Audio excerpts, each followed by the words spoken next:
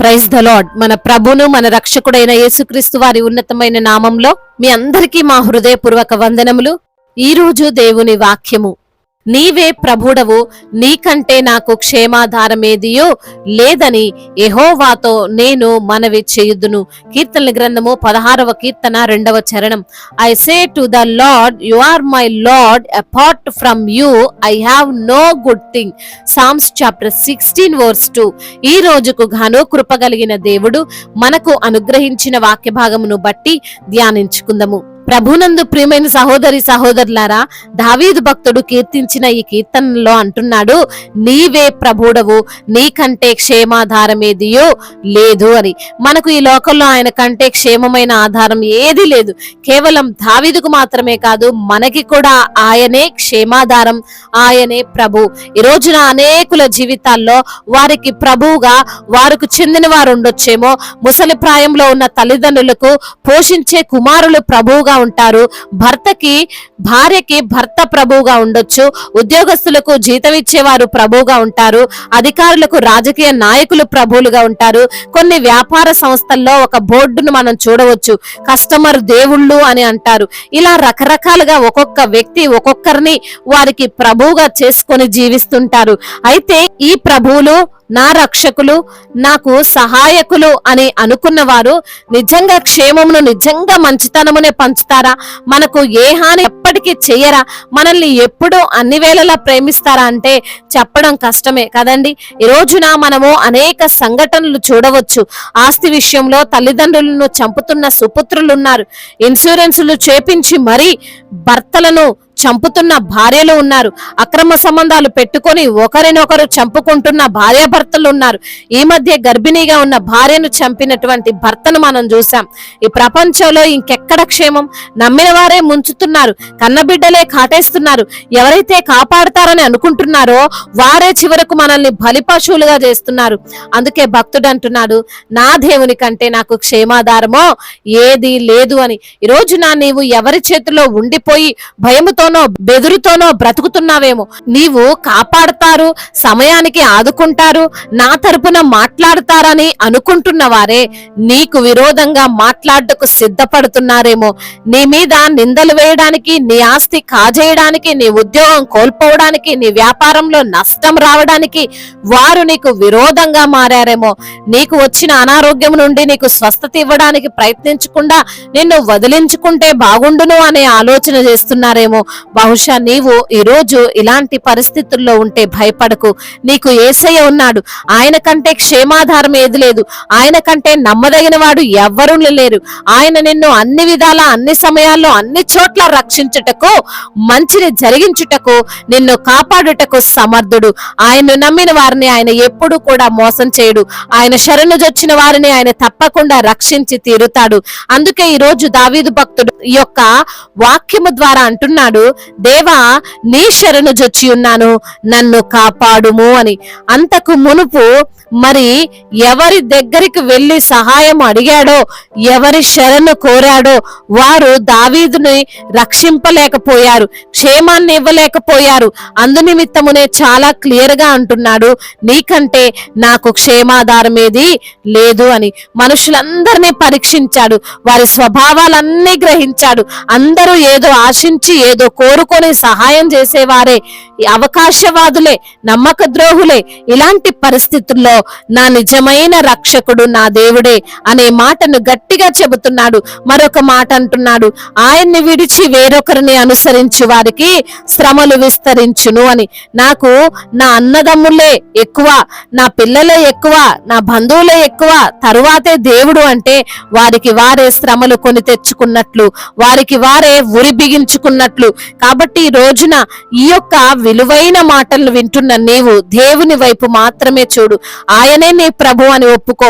ఇంకొక ప్రభువు నీకు ఎవ్వరూ లేరు. ఆయన యొద్ద నీకు తప్పకుండా రక్షణ ఉంది, స్వస్థత ఉంది, శాంతి సమాధానం ఉంది, నీ సమస్యలకు పరిష్కారం ఉంది. భయపడకు, ఈ లోకాన్ని చూసి కలవరపడకు.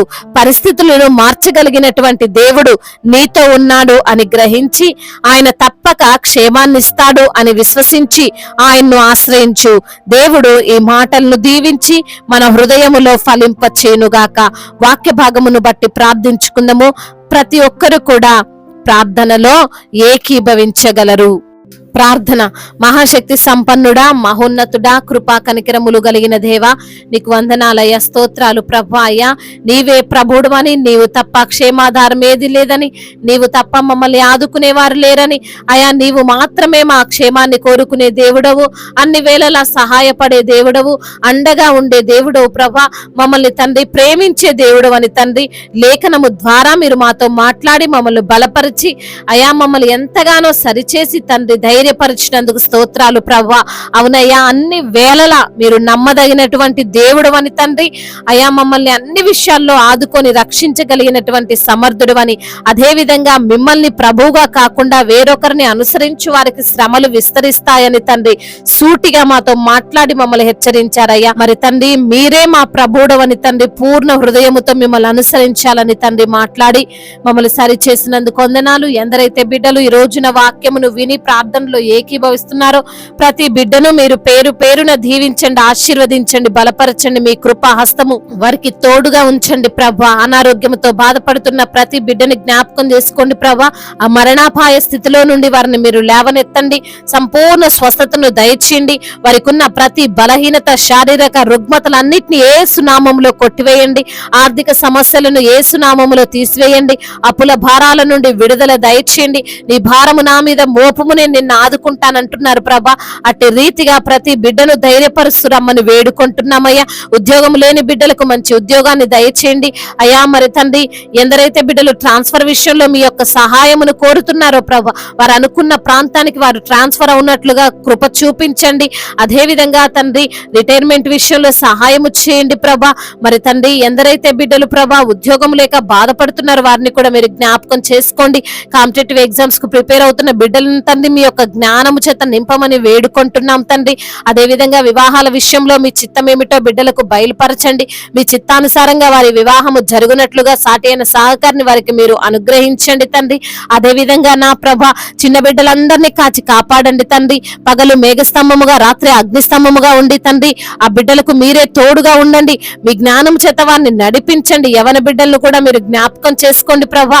మరి తండ్రి వారికి తండ్రి మీ యొక్క జ్ఞానాన్ని దయచేయండి. ముఖ్యంగా మీ యందు భయభక్తులు కలిగినటువంటి జీవితాన్ని వారికి మీరు ప్రసాదించండి. ఏ పాపమునకు లోబడక, ఏ చెడుకు వారు అట్రాక్ట్ అవ్వకుండా ప్రభా, చెడు స్నేహాల నుండి అయా మరి తండ్రి ఆ యొక్క తండ్రి పాపకరమైన జీవితం నుంచి వారికి విడుదల దయచేయమని వేడుకుంటున్నాం ప్రభా. ఈ రోజున ప్రయాణాల్లో ఉన్న ప్రతి బిడ్డను కూడా మీరు దీవించండి.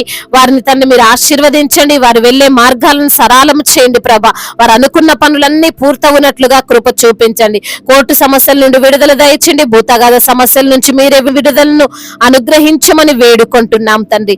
అదే విధంగా నా ప్రభా ఎందరైతే బిడ్డలు ఈ రోజున నా తండ్రి అయా చేతి పని చేసుకుంటూ నష్టపోయిన స్థితిలో ఉన్నారో వారిని జ్ఞాపకం చేసుకోండి.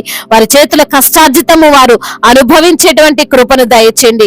అదే విధంగా నా ప్రభా బిజినెస్ చేస్తున్న వారిని దీవించండి, కూలి పని చేసుకున్న వారిని దీవించండి, రైతులను దీవించండి ప్రభా, ఆశీర్వదించండి అయ్యా. దైవ సేవకులందరికీ మీరు తోడుగా ఉండండి. వారి యొక్క సంఘాన్ని విస్తరింప చేయండి. సంఘానికి మీరు శిరస్సు అయి ఉండండి ప్రభా. నశించిపోతున్న ఆత్మల పట్ల ఎంతో భారముతో వారు పని చేస్తుండగా తండ్రి వారికి తగినటువంటి ప్రతిఫలాన్ని దయచేయమని బ్రతిమిలాడుకుంటున్నాం. సువార్థికులను మీరు బలపరుస్తురమ్మని వేడుకుంటున్నాం అయ్యా. వారు ఏ ప్రాంతంలో అయితే సువార్తను చేస్తున్నారో ప్రభా, అనేకులు కూడా మరి కదిలింపబడినట్లు, రక్షింపబడినట్లుగా సహాయం చేయండి. అదే విధంగా సువార్త చేస్తున్న ప్రాంతంలో అనేకులు మరి రక్షించబడినట్లుగా కృప చూపించండి ప్రభా. మిషనరీగా ఉన్న ప్రతి ఒక్కరికి మీరు తోడై ఉండండి ప్రభా. వారి పరిచర్యను తండ్రి మీ యొక్క కృప చేత జ్ఞాపకం చేసుకోమని బ్రతిమిలాడుకుంటున్నాం. అధికారులందరికీ మీరు తోడుగా ఉండండి ప్రభా. అదే విధంగా నా తండ్రి ప్రతి ఒక్క అధికారిని తండ్రి మీ యొక్క జ్ఞానము చేత నింపండి నా ప్రభా. అయా సమయోచితమైనటువంటి జ్ఞానమును, వివేచన వారికి మీరు ప్రసాదించండి ప్రభా. సమానమైనటువంటి పరిపాలన వారు తండ్రి, న్యాయమైన పాలన వారు జరిగించినట్లుగా సహాయం చేయండి తండ్రి. అయా ఎందరైతే బిడ్డలు మరి ఈ రోజున నా తండ్రి గర్భఫలము లేని బిడ్డలకు గర్భఫలాన్ని దయచేయమని, గర్భిణీ స్త్రీలను జ్ఞాపకం చేసుకొని వారికి మంచి ఆరోగ్యాన్ని దయచేయమని, ఇప్పుడే పుట్టిన చంటి బిడ్డలను కూడా మీరు దీవించి ఆశీర్వదించమని, అదేవిధంగా నా ప్రభ ఇంకా చెప్పుకోలేనటువంటి బాధతో ఉన్నటువంటి ప్రతి బిడ్డ భారాన్ని తొలగించమని అయా, వారి నోటి నిండా నవ్వును కలగజేయమని తండ్రి. మానాథుడు, సర్వశక్తిమంతుడు, సజీవుడు, బలవంతుడైన యేసుక్రీస్తు వారి మహోన్నతమైనటువంటి నామంలో ఈ ప్రార్థనను అడిగి వేడుకొని పొందుకొని ఉన్నాము మా ప్రియ పరలోకపు తండ్రి. ఆమేన్. ఈ రోజు పెళ్లి రోజు మరియు పుట్టినరోజు జరుపుకున్న వారందరినీ దేవుడు దీవించి సకల మేలులతో, సకల ఆశీర్వాదములతో, కృపాక్షేమములతో, శాంతి సమాధానముతో, మెండైన దీవెనలతో దేవుడు మిమ్మల్ని నింపునుగాక.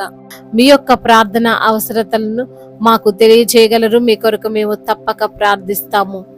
మొదటిసారిగా మన యొక్క ఆదరణ వాక్యం చూస్తున్నట్లయితే తప్పకుండా సబ్స్క్రైబ్ చేసుకోగలరు. ఈ వాక్యము మీకు ఆశీర్వాదకరంగా ఉండినట్లయితే అనేకులకు కూడా ఈ వాక్యాన్ని పంపి మీరు కూడా దేవుని యొక్క రాజ్య సువార్తలో పాలిభాగస్తులు కావాలని దేవుని పేరట మనవి చేసుకుంటున్నాను. May God bless you all. దేవుడు మిమ్మల్ని దీవించి బలపరచి స్థిరపరచునుగాక.